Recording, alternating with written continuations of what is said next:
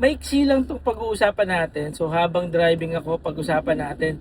Meron lang kasi akong client na nag-inquire. So, sir, nagbebenta ka ba ng approval? Sir, mayroon ba diyang nagbebenta? Ganyan. So, nagulat ako, no?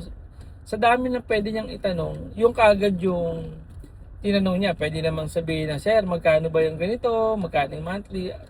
Pero ang tanong niya kaagad kung nagbebenta ako ng approval. Unang-una po, hindi. Hindi po tayo gumagawa ng ganyan at hindi po tayo nagbebenta ng approval.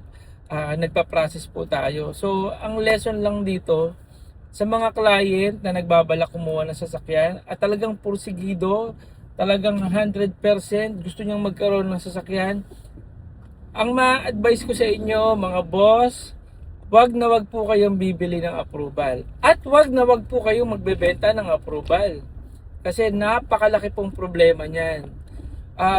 Pwedeng magkaroon ng problema dun sa bumili, pwede rin magkaroon ng problema dun sa nagbenta, vice versa problema po yun.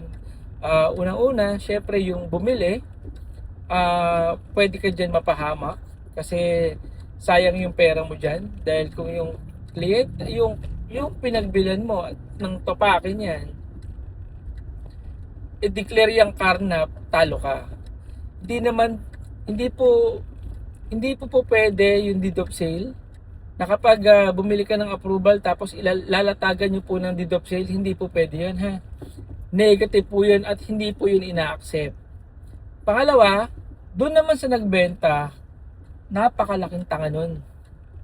Sorry, pero ang hirap lang ng ginawa mo kasi what if doon sa nagbenta, what if yung bumili, yan, yung bumili hindi na nagpakita, hindi na nagparamdam, yung unit na binenta mo o yung approval na binenta mo na na-release nyo, dinala na yan sa pinakamalayong lugar na hindi mo na mapupuntahan.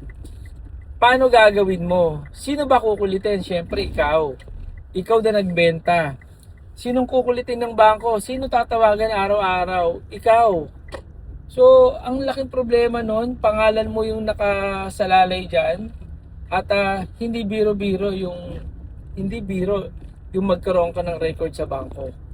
Kaya mag-isip-isip po kayo dun sa magbebenta at dun sa bibili ng approval. Mag-isip-isip kayo. Napakalaki pong problema niyan.